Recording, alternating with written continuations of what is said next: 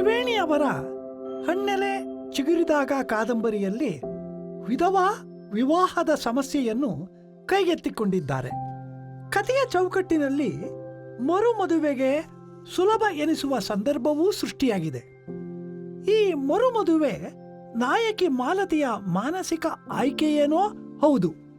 ಕಾದಂಬರಿಯಲ್ಲಿ ಈ ಸಂಗತಿಯು ಒಂದು ಸಾಮಾಜಿಕ ಪಲ್ಲಟದ ಸಂಗತಿಯಾಗಿ ಚಿತ್ರಿತವಾಗಬಹುದಿತ್ತು. ಆದರೆ ಕುಟುಂಬದ ವಿವಿಧ ಸದಸ್ಯರ ಮಾನಸಿಕ ಸಂಬಂಧಗಳ ಹೊಯ್ದಾಟದ ಮೂಲಕವೇ ಅವಳು ಮರುಮದುವೆಗೆ ಅರ್ಹಳು ಎನಿಸುವುದು. ತ್ರಿವೇಣಿಯವರು ಹೆಣ್ಣಿನ ಆಯ್ಕೆಗೆ ಅವಕಾಶವನ್ನು ಕಲ್ಪಿಸಿದರೂ ಅಂತಹ ಆಯ್ಕೆಯು ಸ್ವತಂತ್ರವಾದದ್ದಲ್ಲ. ಅದು ಕುಟುಂಬದ ಚೌಕಟ್ಟಿನಲ್ಲೇ ಜಾರಿಗೊಳ್ಳಬೇಕು. ಅಂದರೆ ಮರುಮದುವೆಯಂತಹ ಸಂಗತಿಗಳೂ ಕೂಡ ತ್ರಿವೇಣಿಯವರಿಗೆ ಸಾಮಾಜಿಕ ಪಲ್ಲಟದ ನಿದರ್ಶನಗಳಾಗಿ ಮುಖ್ಯ ಎನಿಸುವುದಿಲ್ಲ. ಬದಲಿಗೆ ಅಂತಹ ಅನುಭವಗಳಿಗೆ ಒಳಗಾದ ವ್ಯಕ್ತಿ ಮತ್ತು ಕುಟುಂಬದ ಸಂಬಂಧಗಳು ಅವರಿಗೆ ಮುಖ್ಯವೆನಿಸುತ್ತವೆ. ತ್ರಿವೇಣಿಯವರ ನಾಯಕಿಯರು ತಮ್ಮ ಜೀವನದಲ್ಲಿ ಒದಗಿ ಬಂದ ಆಯ್ಕೆಯ ಅವಕಾಶ ಅಥವಾ ಆಯ್ಕೆಯ ಅನಿವಾರ್ಯಗಳಿಗೆ ಪ್ರತಿಕ್ರಿಯಿಸುವ ವಿಧಾನಗಳು ಬೇರೆ ಬೇರೆಯಾಗಿವೆ. ಔಪಚಾರಿಕ ಶಿಕ್ಷಣವನ್ನು ಪಡೆದ ಈ ನಾಯಕಿಯರಲ್ಲಿ ಕೆಲವರು ತಮ್ಮ ಸಂಗಾತಿಯನ್ನು ತಾವೇ ಆರಿಸಿಕೊಳ್ಳುವುದು, ತಮ್ಮ ಕುಟುಂಬದ ಸ್ವರೂಪವನ್ನು ತಾವೇ ನಿರ್ವಚಿಸುವುದು ಇಂಥವು ಅವರ ಆಯ್ಕೆಗಳಲ್ಲಿ ಮುಖ್ಯವಾದವು. ಆಯ್ಕೆಯ ಗಂಡು ಸಿಗುವುದು ಸಿಗದೇ ಇರುವುದು ಇವು ಎರಡು ಮುಖ್ಯ ಮಾದರಿಗಳು. ಮುಕ್ತಿಯ ರಾಮ, ವೇದವಲ್ಲಿಯರು, ಬೆಳ್ಳಿ ಮೋಡದ ಇಂದಿರಾ, ಕಂಕಣದ ಕಸ್ತೂರಿ ಇಂಥ ಕೆಲವು ಭಗ್ನ ಪ್ರೇಮದ ಮಾದರಿಗಳೂ ಕೂಡ ಕಾಣಿಸುತ್ತವೆ. ಅಂದರೆ ತ್ರಿವೇಣಿಯವರು ತಮ್ಮ ನಾಯಕಿಯರಿಗೆ ಕಲ್ಪಿಸಿದ ಅವಕಾಶಗಳು ಹೀಗೆ ಕೆಲವೊಮ್ಮೆ ಸಫಲವಾಗಿಯೂ ಮತ್ತೆ ಕೆಲವೊಮ್ಮೆ ವಿಫಲವಾಗಿಯೂ ಕೊನೆಗೊಳ್ಳುತ್ತವೆ. ಒಟ್ಟು ಕಥಾವಿನ್ಯಾಸ ಮಾತ್ರ ಒಂದೇ ಆಗಿರುತ್ತದೆ. ತ್ರಿವೇಣಿಯವರ ನಾಯಕಿಯರು ಮಾಡಿಕೊಳ್ಳುವ ಇನ್ನೊಂದು ಆಯ್ಕೆ ಎಂದರೆ ದುಡಿಮೆ. ದುಡಿಯುವ ಮೂಲಕ ಸಂಪಾದನೆ ಮಾಡಿ ಕುಟುಂಬದ ಜವಾಬ್ದಾರಿಯನ್ನು ನಿರ್ವಹಿಸುವ ಕೆಲವು ಮಾದರಿಗಳನ್ನು ತ್ರಿವೇಣಿಯವರು ಪರೀಕ್ಷಿಸಿದ್ದಾರೆ. ಕುಟುಂಬದ ಜವಾಬ್ದಾರಿಯನ್ನು ಹೊರುವುದು ಮತ್ತು ಅದಕ್ಕಾಗಿ ದುಡಿಯಲು ತೊಡಗುವುದು ಒಂದೇ ಸಾಧ್ಯತೆಯ ಎರಡು ನೆಲೆಗಳಾಗಿ ತೋರುತ್ತವೆ. ಮುಕ್ತಿಯ ರಮಾಳ ದುಡಿಮೆಯ ಆಯ್ಕೆಗೆ ಅವಳೇ ಜವಾಬ್ದಾರಳು. ಅವಳ ಕೌಟುಂಬಿಕ ಸನ್ನಿವೇಶದಲ್ಲಿ ಇಂಥದೊಂದು ಆಯ್ಕೆಯನ್ನು ಮಾಡಿ ತನ್ನ ಜೀವನದ ವಿನ್ಯಾಸಗಳನ್ನು ಅವಳು ಕಂಡುಕೊಳ್ಳುತ್ತಾಳೆ.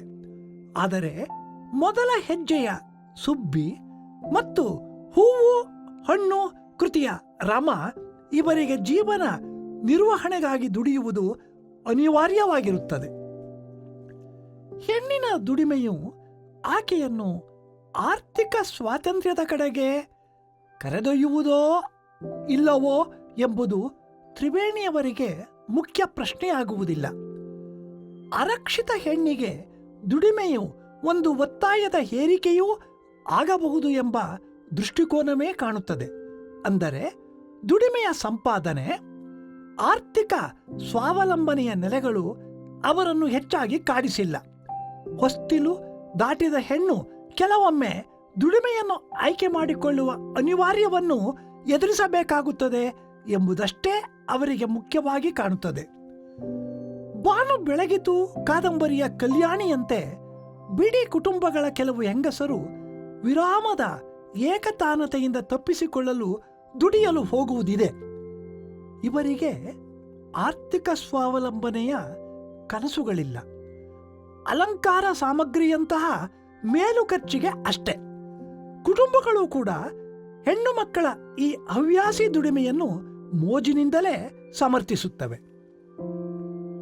ತ್ರಿವೇಣಿಯವರ ನಾಯಕಿಯರು ತಮ್ಮ ಒಂಟಿತನದಿಂದ ಹೊರಬರಲು ಅಥವಾ ಅದನ್ನು ಮರೆಮಾಚಲು ಕನಸುಣಿಗಳಾಗುತ್ತಾರೆ.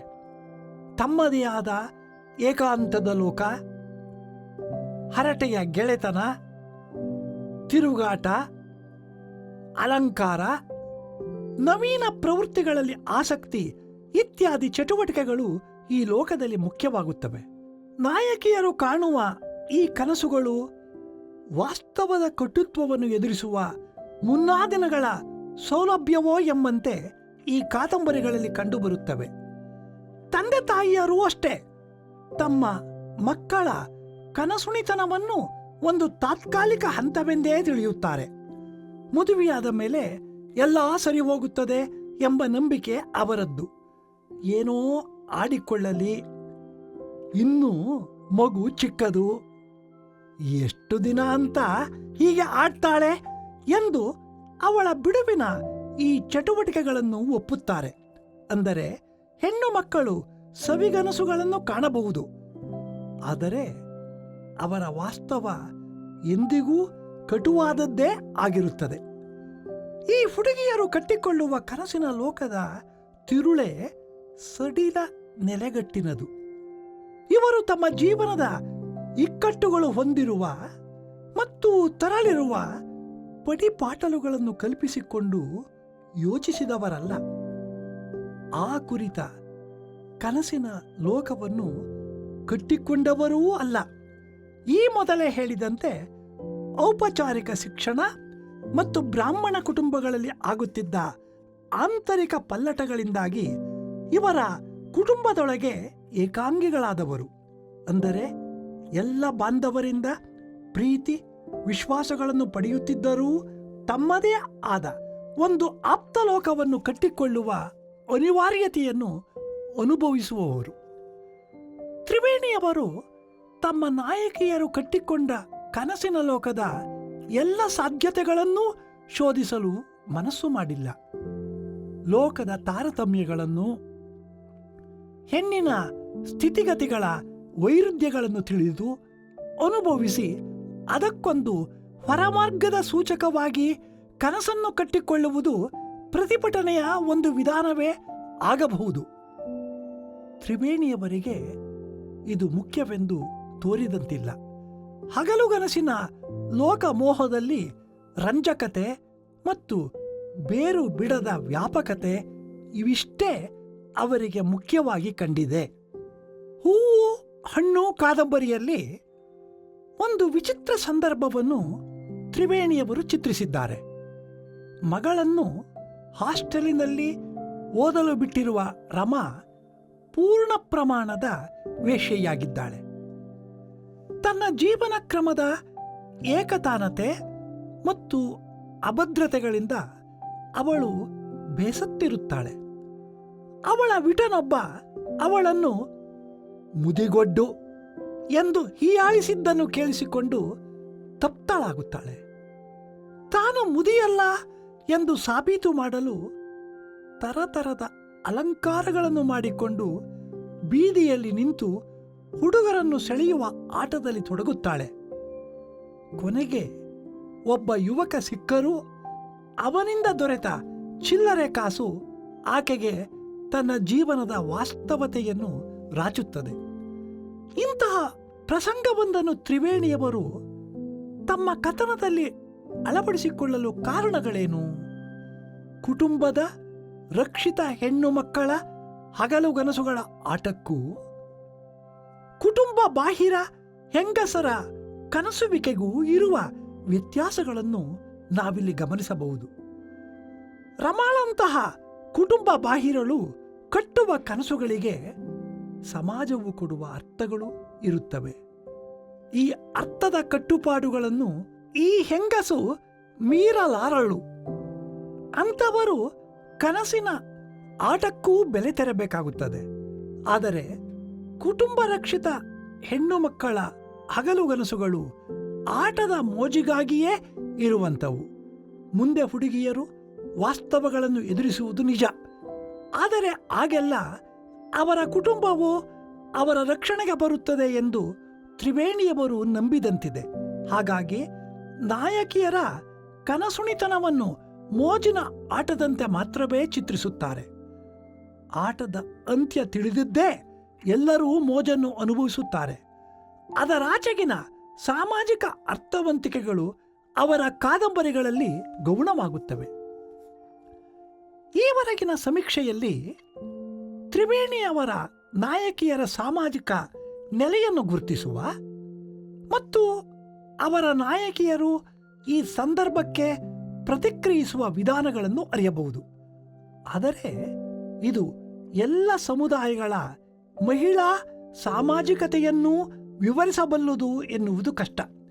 ಏಕೆಂದರೆ ಈ ಪಾತ್ರಗಳ ಸಾಮಾಜಿಕ ವ್ಯಾಪ್ತಿ ಬಹು ಕಿರುದಾದುದು, ಬಹುಮಟ್ಟಿಗೆ ಲೇಖಕಿಯ ಸಾಮಾಜಿಕ ನೆಲೆಗಟ್ಟಿಗಷ್ಟೇ ಸೀಮಿತವಾದುದು. ಈ ಸಣ್ಣ ವ್ಯಾಪ್ತಿಯಲ್ಲೂ ಅವರು ಸ್ಫೋಟಕ ಎನಿಸಬಹುದಾದ ಎಲ್ಲ ಸಾಧ್ಯತೆಗಳನ್ನು ಇನ್ನೂ ಪರೀಕ್ಷಿಸಿರಲಿಲ್ಲ. ತಮ್ಮ ಪಾತ್ರಗಳು ಅನುಭವಿಸುವ ಬಿಕ್ಕಟ್ಟುಗಳನ್ನು ಸಾಮಾಜಿಕ ನೆಲೆಯಲ್ಲಿ ಮಂಡಿಸುವ ಯತ್ನಕ್ಕೆ ಅವರು ಕೈ ಹಾಕಲಿಲ್ಲ. ಅವನ್ನು ವೈಯಕ್ತಿಕ ನೆಲೆಗಳಲ್ಲಿ ಮಾತ್ರವೇ ನಿರ್ವಹಿಸಿದರು.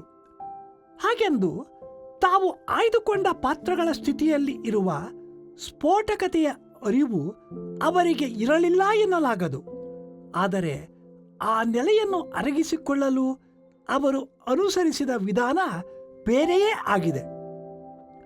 ತಮಗೆ ಇದ್ದ ಮನೋವಿಜ್ಞಾನದ ತಿಳುವಳಿಕೆಯನ್ನು ಅವರು ಬಳಸಿದರು.